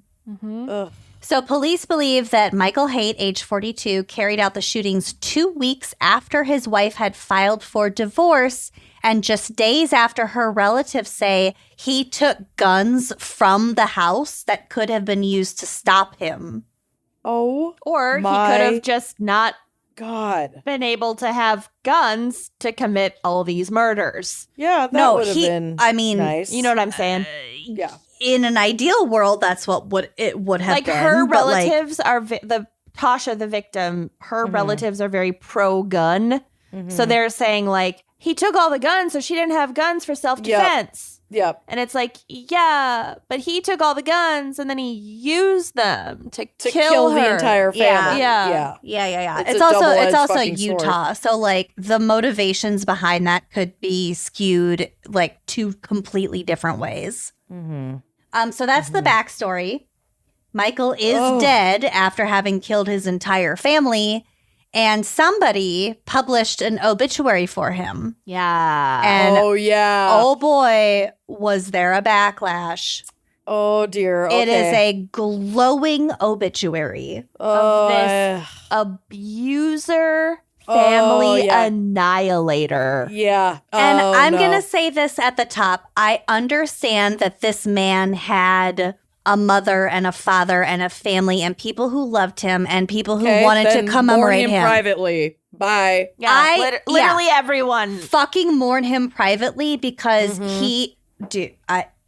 He's a piece of shit. I will not be reading the entire thing because he was such a total piece of shit. But here are some highlights. Give you the flavor of how fucking absurd this obit is. Here are some highlights of the obit because it's devastating how frequently highlighted the fact that, or the idea that he was a family man. Oh, God. Like, okay, so here we go. Read the fucking room, dude. Read the fucking room. Okay, so here are sections of the obit that I found particularly egregious.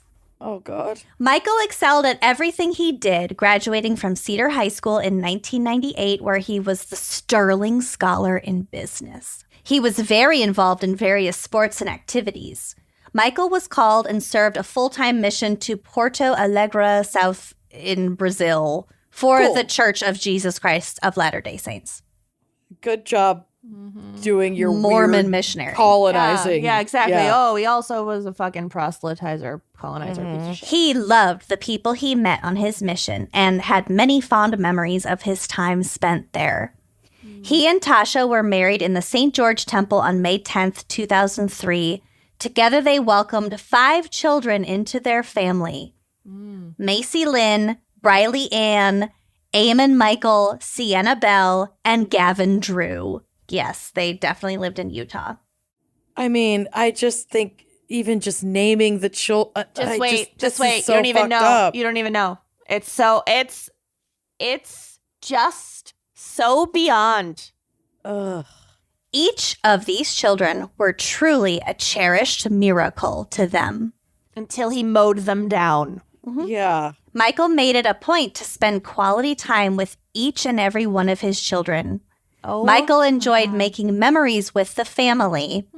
He including spent the last ones. he spent my many mouth is just agape. Yeah. He spent many evenings and Saturdays coaching the children's City League sporting teams, attending the children's concerts at school, going on side-by-side rides. I don't know what that means. Ew. Doing home improvement projects, sledding, and much more. Yeah, what a great dad. Michael owned and operated a successful insurance agency, receiving many awards and honors for his achievements. Many of his clients loved and appreciated the care and attention he gave them. He recently sold his business to allow more flexibility to spend time with his family. Wow. What the fuck? The reading the room thing. I mean, Yeah. This is insane. he Yeah. killed his wife, his mother-in-law, all 5 of his children, and then himself. And you want to publish a This? public obituary? Yeah. Like, journal about it. Bye. Without even a reference, not even no a acknowledgement. whisper. Oh, Because there is a people- part at the end that's like, he is survived by blah, blah, blah, blah, blah, blah, blah, blah, blah. And like, obviously none of it's his own family. So they don't even include the preceded in death. No, part. no, no, no, no, no. How no. could they? How could they? They don't, I mean, no. I mean, it's already so Ugh. insane. I guess they could have, but yeah. Ugh. I know you sent this to our group Yeah. chat like a while ago, and I read just like the beginning parts of it, but I couldn't finish it. Mm-hmm. And it's like making me sick. Mm-hmm. Ugh. And it's not even, I mean, this is inexcusable, no fucking matter what, but it's not even like he just snapped one day and whatever, or like, I don't know. I can't even think of it. I can't Totally even, out of the blue or out of character thing. He was a known child abuser. Who was protected by his community He and abused his family. his at least one of his children and his Yep. wife for sure. And if you abuse any member of your family in front of other family members, you're abusing those other family members too, just by Yup. them having to witness it. And people fucking protected him. Yeah. Men. Uh-huh. Now here we are. And his side of the family, obviously. That's, yeah. Yep. Okay. So And the law protected him, frankly. Mm-hmm. like I read first of all, this was submitted by multiple people. Mm-hmm. But I've also been following along with it, and I saw the obituary and read it and was like, are you fucking Are we going kidding to talk me? about the photo? Which photo? The GoFundMe that I think his family Oh, created, yeah. in which, Mm-hmm. or To cover some, his maybe her, expenses. no, sorry, maybe her family created a GoFundMe. There were an awful lot of like family group photos online. Well, there's a GoFundMe, and I should be better informed, but it's a photo of the wife, Tasha, and the 5 children, and he had been in that photograph, but they photoshopped him out and photoshopped in white Jesus. Oh, Are you? Yep. Yeah, you sent us Yeah, I like a sent it. screenshot or something of this. Ew. I'm looking for it now. But yeah. Oh, there's your wart. Okay. Nope. So it's on that chat. Bye. Googling it. Found I it. I can't found deal it. with the wart thing. Oh my God. I found the actual GoFundMe. Mm-hmm. Oh my God. Ick. Mm-hmm. Okay. First It's of all, really there's bad. $150,000 goal. Yeah. Well, it's gone up. Mm-hmm. They're increasing it as they reach parts of their goal. Oh my God. That is so fucking ish. Yep. Okay. I'm taking a screen grab. I'll add this. It'll be on the drive, which will be It's on the blog. Bad. It's bad. And like the mother-in-law is like an afterthought. She's just a second photo stuck Yep. at the bottom. Oh God. Ew. Mm-hmm. Okay.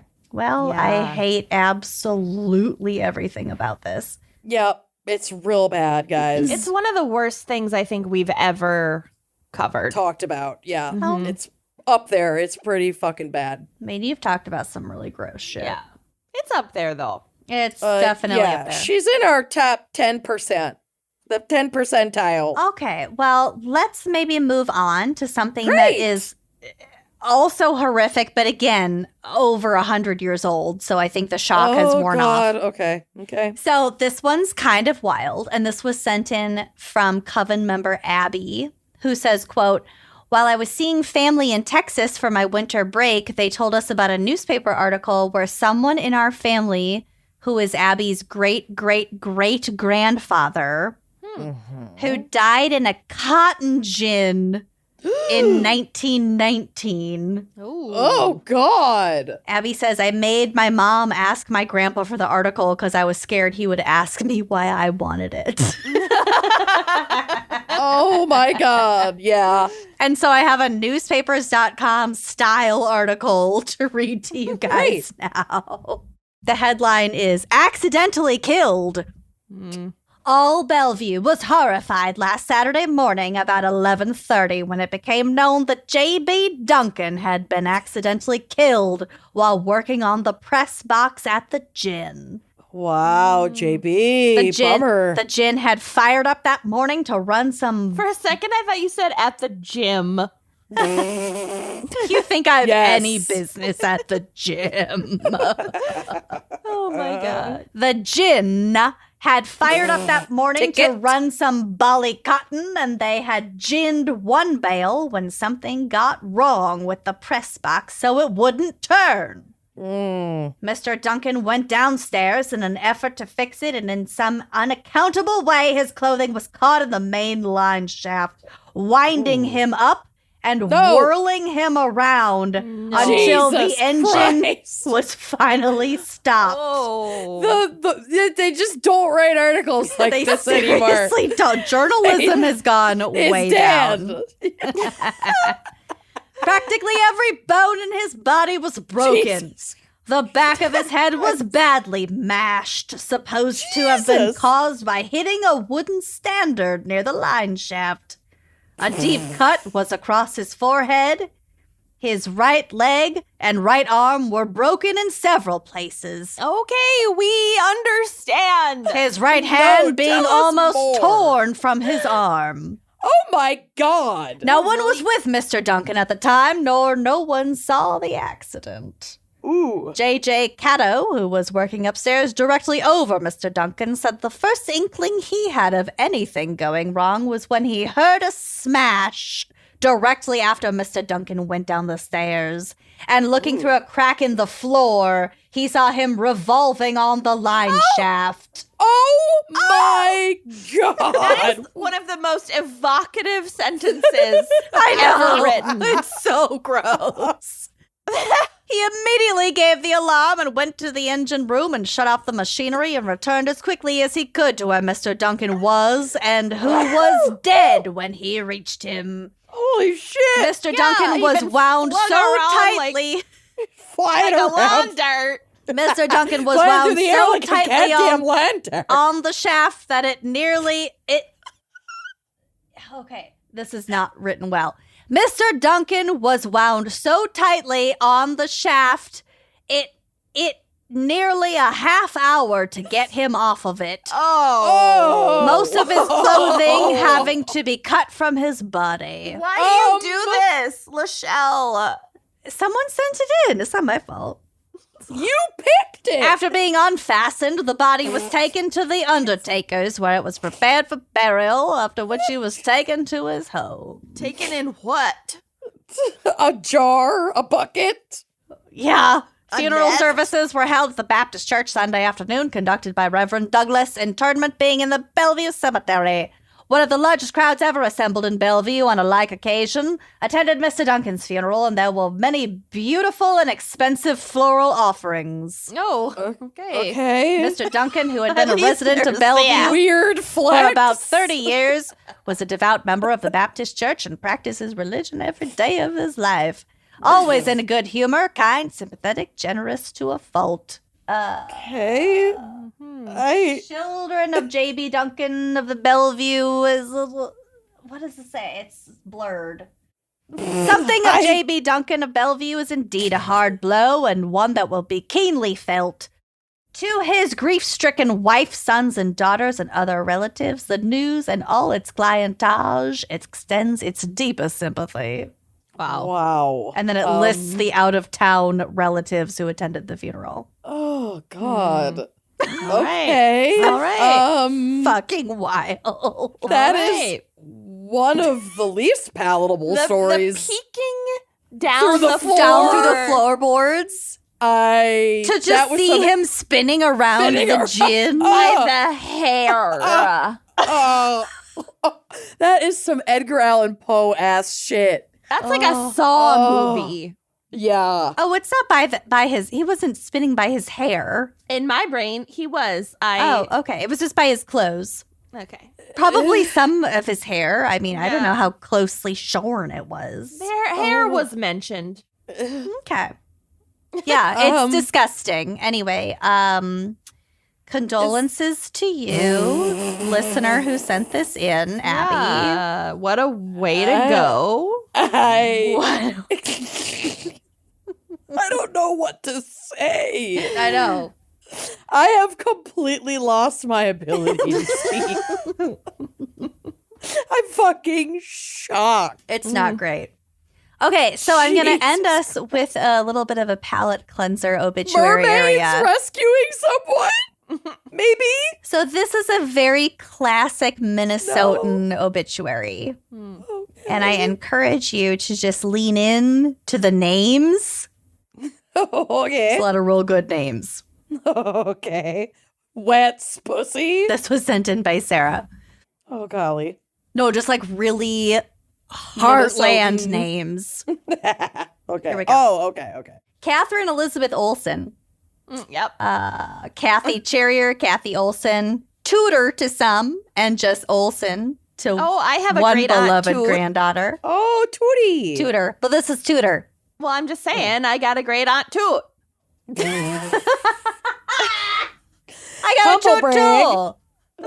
You're not the only one who toots. I got a tootie too. I'm just saying. If you don't got a tootie, you got to reevaluate some things. Okay. Jesus. Anyway, this bitch died of one too many things going wrong on January 12th in Blue Earth, Minnesota. Oh, yeah. That's where the giant statue of The Twain? Jolly Green giant is. It's in Blue Earth, Minnesota. Oh. Okay. Yeah. I didn't know the Jolly Green Giant was Minnesotan. Yeah. Okay. Yeah. those Learn peas. something new. Yeah. Oh, shit, Oh, yeah. Oh, shit. Oh, shit, yeah. Barn in Keister, Minnesota on July 29th, 1940. Oh, you're right. I didn't believe you, but you're right. I Googled it. Yeah, I've been there. I'm just going to keep going. On July 29th, 1940, to Harry and Helena Obermeyer. Kathy had two older brothers, Wayne and Owen, but it was no secret. She held a very special place for her little brother, Gus. Oh my god! Jolly Green Giant, by the looked up way- the giant. It's closed right now. You can't go. Cut me off also- at a really bad time, you guys. I'm sorry. His leaf dress is Yeah, honey, it's real short.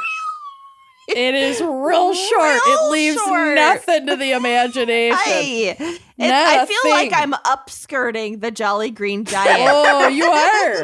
Right. I'll send you a pic. Save to We gotta get over this. camera roll. Okay, sorry. Go ahead. Go ahead. Well, when her little brother Gus passed away, she was Oh. never really okay. Oh, well, that's. Oh, I told my. you were interrupting me at not a great time. Okay. I'm so Well, sorry. we always interrupt. It's what we do. As a girl, she cooked for the farm hands, and I'll tell you that must have been a great training ground because we ate good food growing up. When she started school right at the end of World War II, she only spoke German. Can you imagine? This is literally the Pennsylvania Dutch side of the Schrute family. He speaks only German, although he was raised mere miles from here. She was fully raised in Minnesota and only spoke German at the end of World War II. Oh, no. Oh, no. After graduation, Big Brother Wayne picked her up and she moved to the cities where she lived with him, his wife Marianne, and her nieces Cindy, baby Julie, and eventually Peter and Paul for 6 years until she met our dad, Charles Carrier, while working in a pizza parlor. Oh my. Wow. This is the American dream. It's a This is Minnesotan the dream. Minnesotan Mystic Pizza. Peter and Paul. Peter and Pal. Baby Julie. My family also has a baby Julie. Your other aunt. Actually, this next part is the most Minnesotan. Are you ready? Oh, God. No.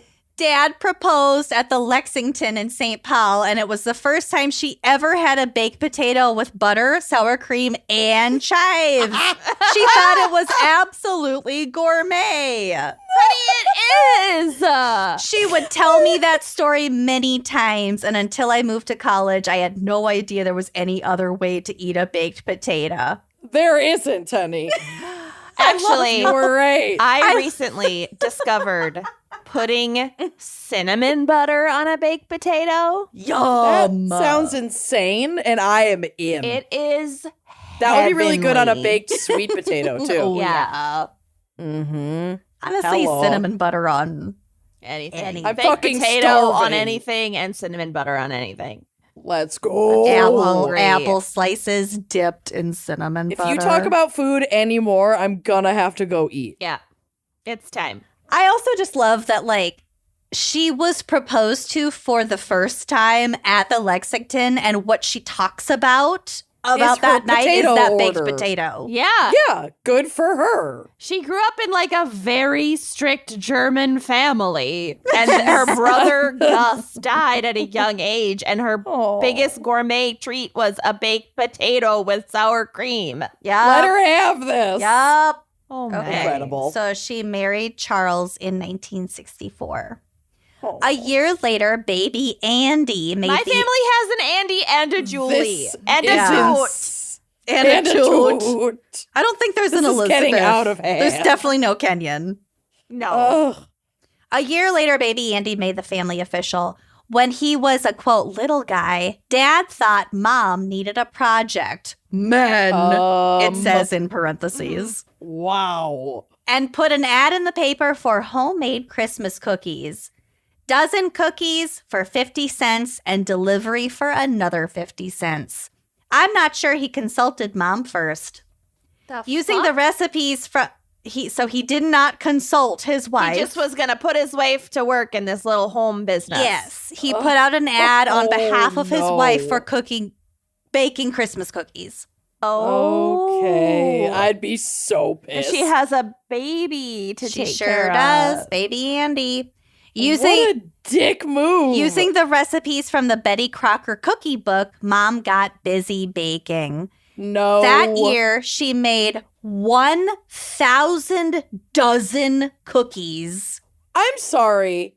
So 12,000 cookies? While Andy busied himself in the playpen.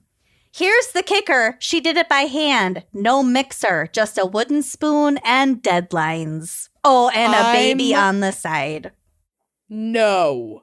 Cookie Money put new tires on the car. Dad and Andy each got presents from Santa, and Mom got a Popeye-sized bicep. Oh my. So you didn't even get her anything for fucking Christmas? She got a bicep. Other than her own swole right arm? Isn't that disgusting? This is the worst man. Well, don't Why worry. are you just don't covering worry, the they worst men Don't today? worry, they get a divorce.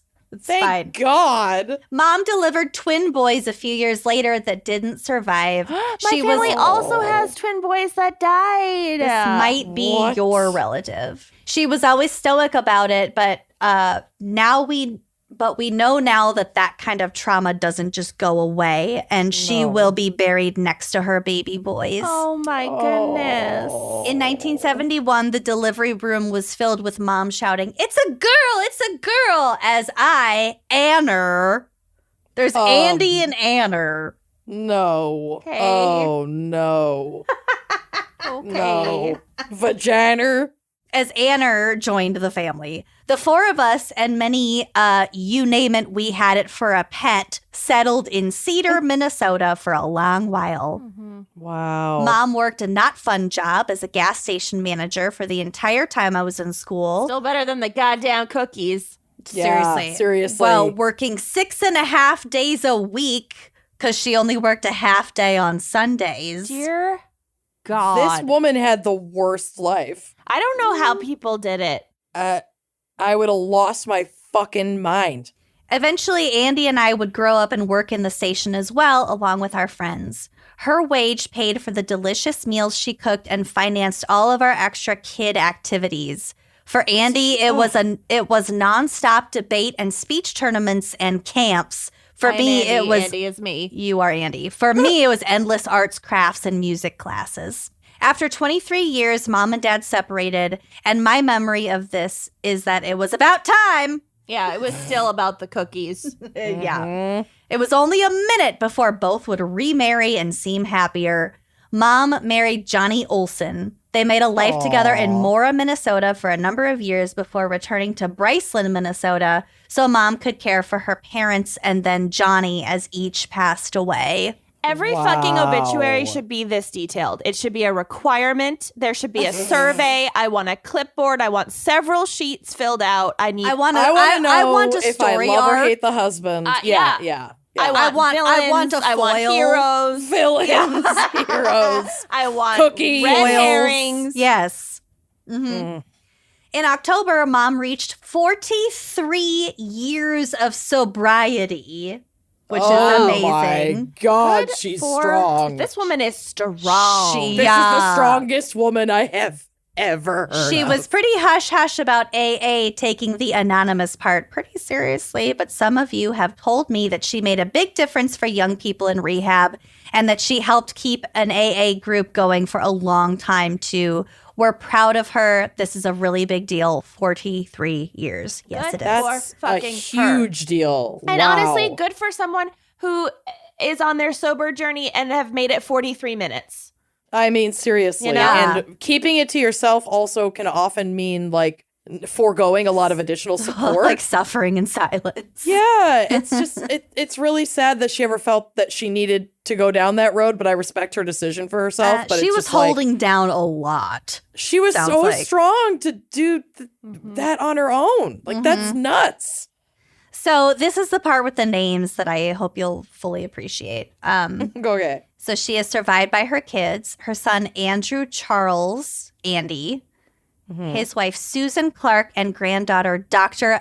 Annika Catherine Clark. Yes, a doctor, y'all, and Mom could not have been prouder of her. And the middle name is Catherine. Yeah. Daughter Andrea Catherine Cherrier, Another aka Catherine. Anner. This was Anner. That's who wrote this obituary. And her husband Aaron Barr. Aaron Barr, not to be confused with it's Aaron Burr. Anner and Aaron Barr. No. Anner, I can't. And with brother Anner. Andy. It's like the keyboard got stuck on Anna, their A's. Andy, and Aaron and Andy.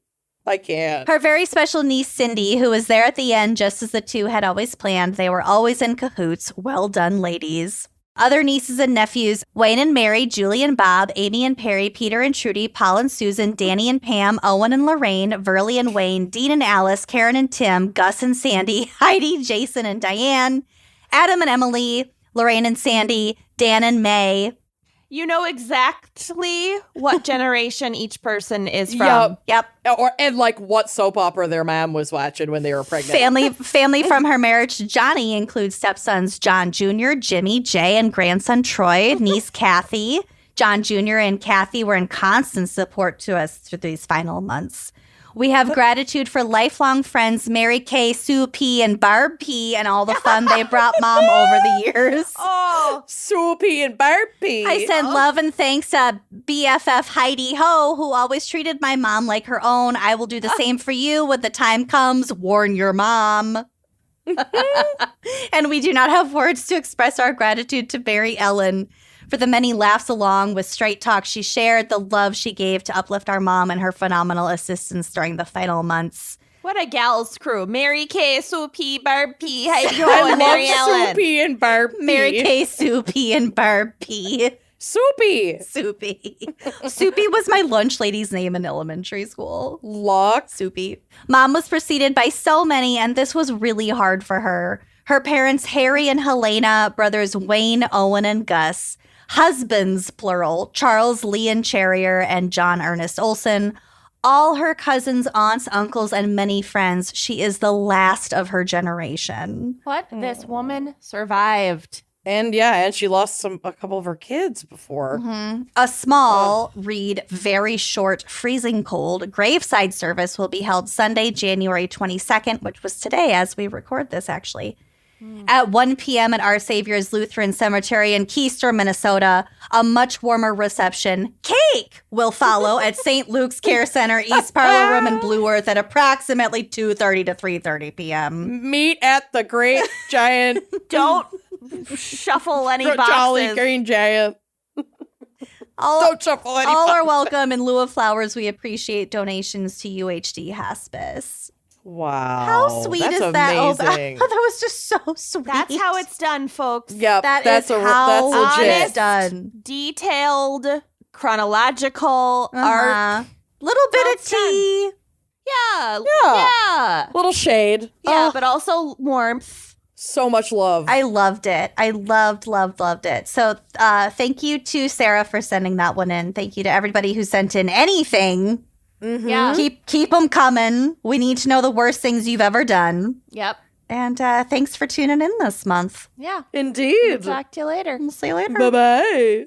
Thanks for listening to Wine and Crime. Our cover art is by Kala Yip. Music by Phil Young and Corey Wendell. Editing by Jonathan Camp. Check out our website and blog at wineandcrimepodcast.com. You can also follow us on Facebook, Twitter, and Instagram at Wine and Crime Pod. If you have questions, answers, or recommendations to share, email us at wineandcrimepodcast@gmail.com. Episodes are available on Apple Podcasts, Stitcher, Google Play, basically wherever you get your favorite podcasts.